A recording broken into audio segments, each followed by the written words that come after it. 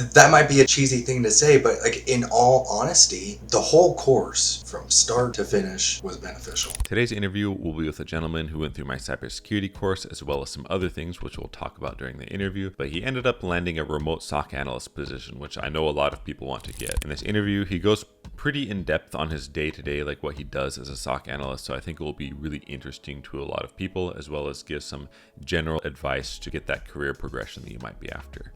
On to the interview. Hey everybody, it's Josh here. I'm a YouTuber and a cybersecurity course instructor, and we have Jordan here who recently got hired as a remote SOC analyst. Was it? Is that correct? You are correct, yes. He agreed to come on and interview with us today, so really appreciate it. So thank you for that. Of course, yeah. First, thank you for having me on today. I'm a little starstruck because I've been following you for a few years, so this is a little surreal moment. I appreciate that. I'm a bit more normal and awkward than you probably anticipated, but I appreciate you saying that. I mean, we work in IT. We're all weird. Yeah, this is probably a bit true, to be honest. Yeah. Would you mind doing like maybe a brief overview of, I guess, who you are and what you were doing before you actually got this new job? Yeah, absolutely. I've been in the tech sphere for roughly about 5 years or so. Right now, I work as a MDR analyst, essentially a SOC analyst, so managed detection and response analyst, tier 1. And previously, before this position, I was working in the government sector. I worked for the Department of Justice in tech. I did that for about a year and a half, and that role was a mixture, like a sysadmin, network admin, and cybersecurity. It could have been anything from setting up user accounts, signing rights, answering questions, to, hey, let's rack some servers, rack some switches, upload those switch configurations, create some network cables, run everything, to, oh, hey, let's roll through Tenable Nessus vulnerability management. Let's see what needs to be updated, running reports for user accounts and vulnerabilities, creating reports, and probably not talked about a lot, but actually going through and testing continuity plans, revamping them. I had the experience to do that, which that was phenomenal. Yeah, that's good. That probably helped a lot, especially getting to security roles. So did you start your SOC analyst job already? Like you've been working for a while by now? I have been working with my current company for about a month and a half now. Okay. Can you talk about, like, give us some insights on your day to day? Like how is that? So we run a platform called Sentinel-1. It's a EDR platform. So operates similarly to a SIEM, but not the same. All right. So in SIEMs, you'll have the net flow logs, so you can see all the network connectivity. EDRs, you really don't have that. It's collecting syslog, application logs, and seeing what you're doing on the actual end. It's just not seeing everything like a SIEM or like an XDR platform does. So we have our ticketing platform, and we also have the EDR platform. So alerts come through and we're going through, okay, is this malicious? Is this a threat? Or is this just benign? Now, granted, we do have the occasional, or maybe about 40% roughly, of your standard just adwares and pups, potentially unwanted programs. And I mean, those are pretty straightforward. Sometimes you have the issues that the software doesn't really function well with certain like Microsoft programs. Let's say you load up like Microsoft Office or OneNote or OneDrive, and it'll start throwing errors thinking it's malicious when it's actually really. So you have the aspect which I'm actually really enjoying, which is the threat hunting aspect of it. Oh, nice. And this can be something as very simple as going through the client's endpoint list and, oh, hey, client, you have 5 different versions of Adobe Reader. You should probably, just do one instead of having 5 different versions, and these are all outdated. Going through what all applications they have, and is Bob in accounting allowed to have Steam games on his computer? Is this something that you're allowed in your environment? Or I'm going to be performing OSINT for these clients, going through their domain. Okay, is there any holes? Is there something that an attacker can actually get into your environment and exploit? Gotcha. Client communications. That's sort of just a very quick, high overview of what we do. We're also interacting with the IR team, the incident response team, quite a bit. We work hand in hand with them. Okay. Yeah, I was about to ask, it sounds like you're doing like some incident response mixed with some threat hunting. So you're not the incident response team, but you do like a bit of it. So we monitor the alerts for the client, but as far as the actual live incident response, like they're going through like a legitimate ransomware right now, that's probably Okay. more of the incident response team, but it's almost commingled a little bit. Like the incident response team, they're actually getting the drives, they're performing the digital forensics on the drives, finding all the IOCs, things like that, where we're just, okay, this program was loaded on the computer and it generated an alert that's probably a Trojan. Okay, it generates in the EDR platform, and then we see it, and then from there it's, okay, this is good or bad. That's cool. How do you feel like has your life changed much since from going from more infrastructure into security? Do you have more stress or more freedom, or like how do you feel with that transition so far? The transition for me was actually pretty simple. The not simple part of it was the stress of moving and starting a new position. Oh, you moved. I moved back home. I was actually in the Midwest for a year and a half. That's when I was with the Department of Justice. I had moved for that position, and then I moved back for this position. And so it was like Oh wow. moving, starting a job. It was like the stress of that. But the stress of the job itself, I mean, I think there's a lot of things that people don't talk about when you get into cybersecurity, especially like incident response or SOC work, is that working in a SOC is like standing on the cliff at the very edge of a cliff. It's a response team waiting for it to fall. Okay. That's essentially what it is all day long. You're just, all right, hey, is a fire about to pop off right now? There's the stress of that, right? In other aspects, though, I work from home. I'm 100% remote. I'm around friends. I'm around family. I'm doing things outside of my job to help manage that. It's all about a work-life balance. And honestly, I do feel Yeah. like with this position and with being remote, right, that I do have more freedom, more of my time back. Because when I was in the Midwest working for the DOJ, I was driving an hour to work. Yeah, that's not good. No. Yeah. And then driving an hour home, so 12 hours of my days. Damn. Yeah. Yeah. So I'm very fortunate to be in the current position that I am now. My life it's a mixture of both. I'm super happy. My company is fantastic. It's everything I've ever wanted at a company. Yes, there's more stress, but the happiness is there also. Yeah, I'm really glad to hear that because it's hard to find jobs that you can say that about, in my experience, anyway. Yeah, you are correct. Yeah. Can I ask, like, what made you decide to buy the course? Like, why were you like, I'm gonna buy Josh's course? I'm always like curious about that. I'd actually taken your original Azure HoneyNet course that you produced back in 2020, 2021. That was free on Oh, the YouTube. YouTube.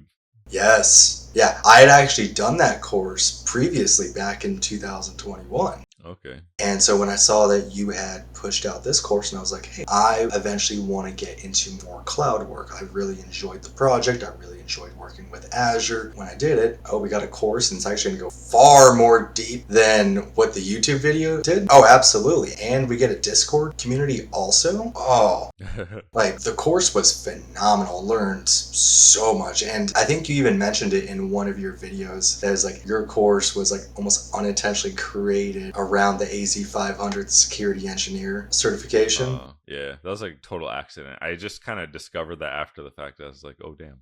That lab you're talking about on YouTube, I really liked making that, but Azure like changed the interface so many times, and it's so hard to like deal with that. So in the course, if I can make it paid, I can just keep it updated. But I feel really bad for people going to the video because like Microsoft just like completely like redo everything.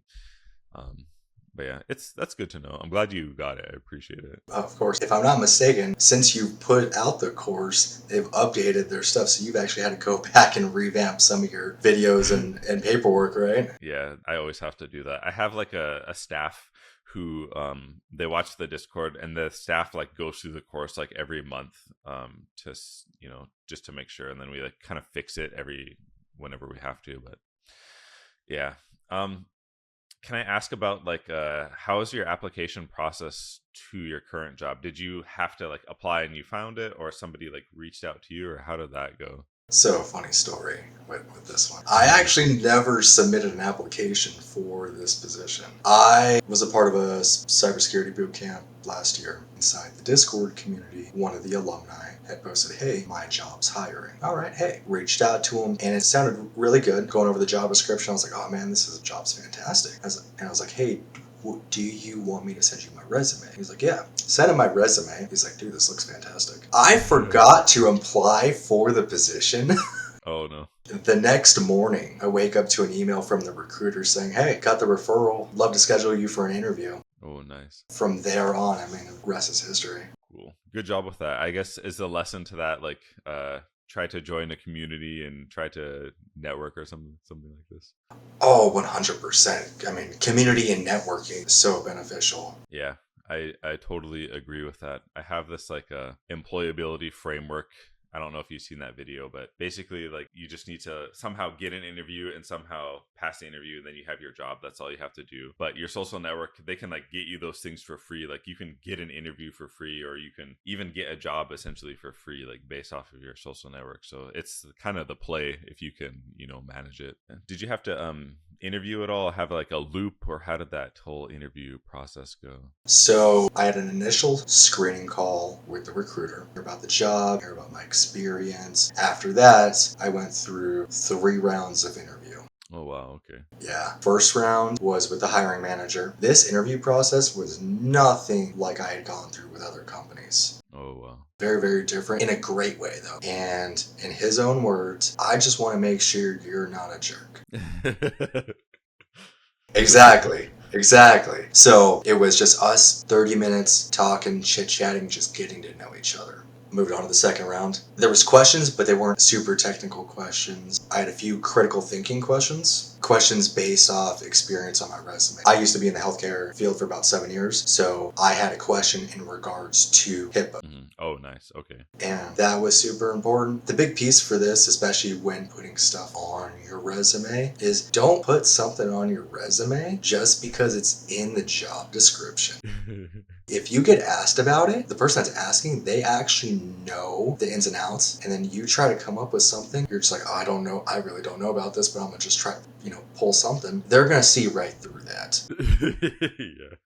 Whatever's on the resume, make sure you can talk about it. Yeah, 100% agree with that. Yeah. Yes. I was walking into the third round like, all right, I'm going to get a lot of behavioral based questions. Tell me about a time when blank. No, I didn't get any of those. Again, it was just a conversation. The big thing for me, I prepped a lot for this interview. A few key points here is A, do your research on the company, on the people that are going to be interviewing you. Ask questions, not just, "Can you tell me about the day in the life of this," right? Like they hear that 5,000 times. Yeah. Ask very specific questions. Here's an example. The company I work for is Company B, and they have a parent company. The parent company's values, they were founded on risk, and that risk is healthy. One of my questions was, "Oh, I see that parent company blank was built on the foundation of risk and that risk is healthy. Does your company believe in that risk, and does your boss/senior management allow you to take risks?" So you pull something from the company and you make a question that's very specific for them. It's going to show that you did your research and that you're actually interested. In their mind, they're going to be like, "Oh, hey, wait a second. When I'm having a review applicants,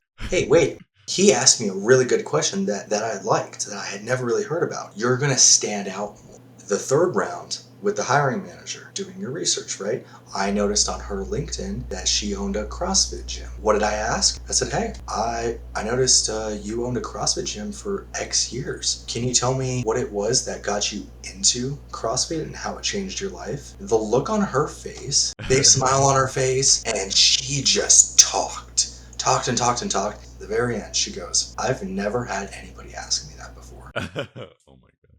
This interview advice is gonna get at least some people jobs. I think that it's really, really good. And I totally agree. I haven't, to be honest, I haven't gone that far before to look at like the individual people, but I should have, because I think that is like really helpful. Yes. So anyone listening, yeah, follow that. It's like really key right there.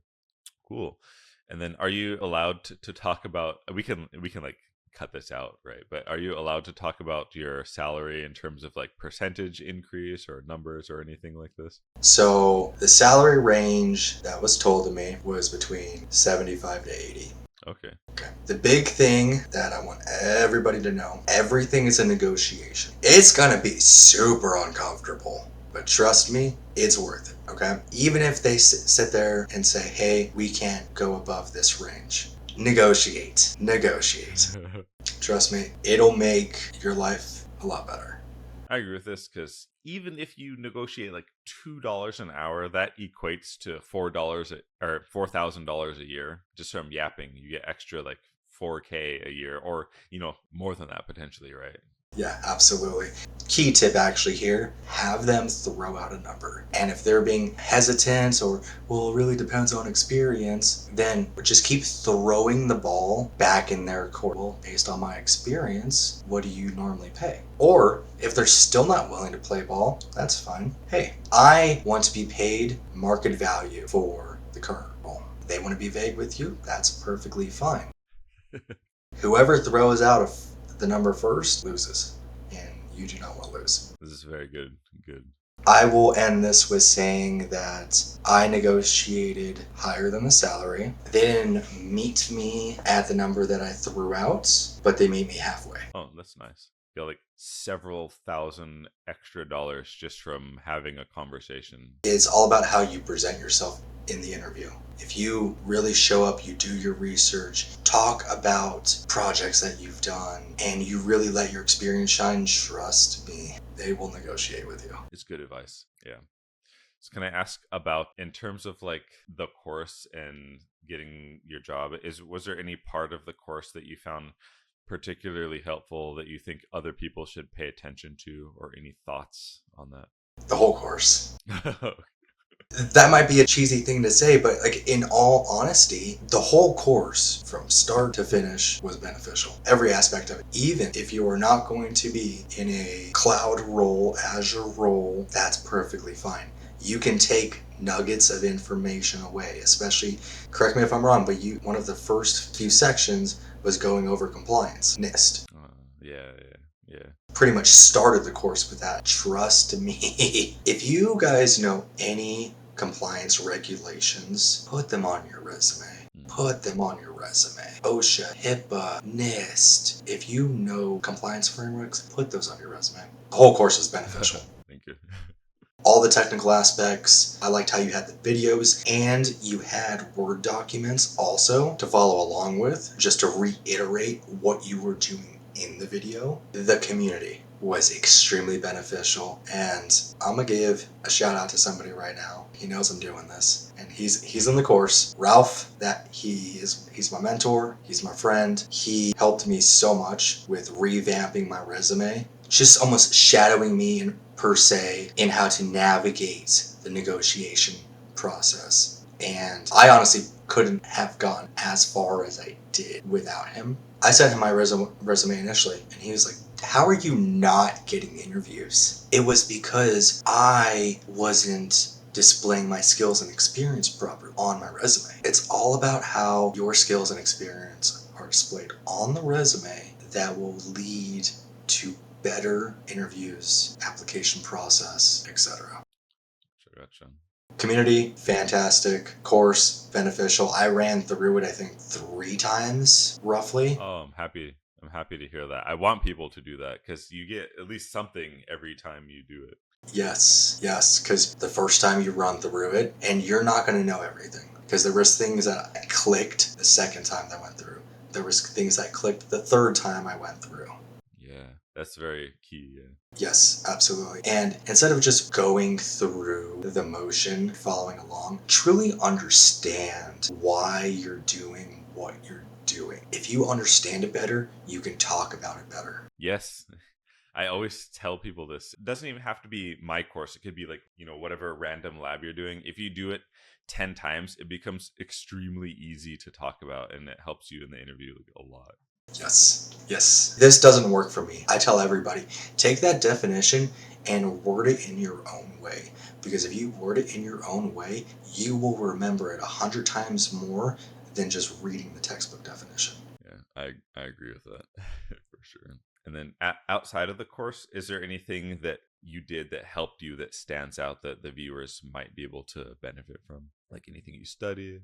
Oh, sorry. You're good. I'll preface this. I already had, outside of Department of Justice position, I already had experience before. I already had help desk experience. I had sysadmin experience, projects at home. I actually ran through your Active Directory, vulnerability management, which was Tenable Nessus, and the Azure Honeynet. Those three I ran through before I got my Department of Justice job. Okay. Oh, wow.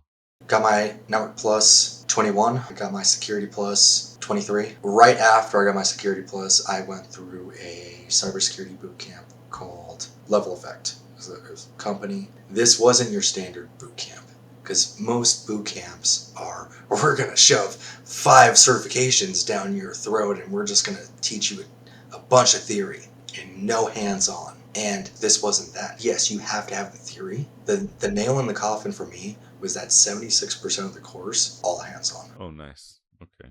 A lot of what I did in the course translated over to what I'm doing now. Oh, nice. It clicked more because we're actually having to do it. And this isn't something to where you can just rush through in a week. I hear things all the time like, oh, I ran through the cybersecurity certificate in a week, or I ran through Security Plus in a week. And it's like, cool, good for you. What are you retaining from it? What are you actually understanding from it? You're just rushing through it just to get the piece of paper. Yeah. I'm a big proponent of hands-on learning. We work in IT, cyber, etc., tech. How do we learn? We learn from hands-on learning in general. Yeah, absolutely. Did my certifications help? Probably. Experience helped, yes. Again, projects, portfolio. When I talked about this course in depth and what I did, I don't know how much I can go through on the course, but No, you can. when I ran the first initial test and everything was open and here's the results, and okay, I locked everything down and secured everything, and then here are the numbers and look how much this decreased. When I talked about that, my current boss was like, wow, very nice. It doesn't just projects. Get projects, because you can talk about this. Employers want to know that you are curious, that you are continuing to learn. We're not just going to hire somebody just because they want the money. You have to be passionate and that you love tech just because you truly love tech. I think that's really good advice. This whole interview I think is going to be really useful, especially coming from you, because that remote SOC analyst, that's what everybody wants to do. Yeah. Do you have any kind of final advice or anything like this that you think might benefit anyone watching? Granted, I've dropped a lot of nuggets, hopefully. You did a lot.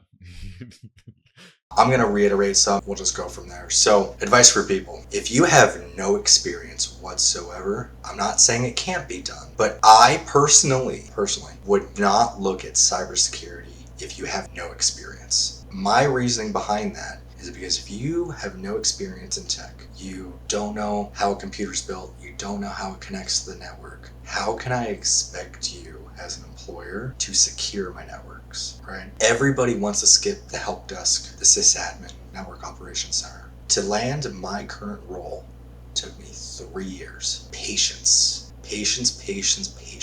There's a lot of these boot camps and you have these companies that are promoting go through our program and get within 90 days or whatever, right? It's just they're hyping them up and it's no experience. And it's I understand what you guys are doing, but no. My advice, truly, do you need A+? Absolutely not. I had A+ 13 years ago. 100%. Highly recommend a networking certification. I have Network Plus. If I could go back and redo it, I would actually get my CCNA, because you are going to learn far more than what's on the Network Plus. I'm probably a little off here, but 98% of companies are running Cisco products. Everything that you learn basis from networking will help you so much more in security. Do not skip over networking. I can agree with this. Yeah. Help desk. It doesn't matter in what role you are going to be doing. You're always going to be doing some form of troubleshooting.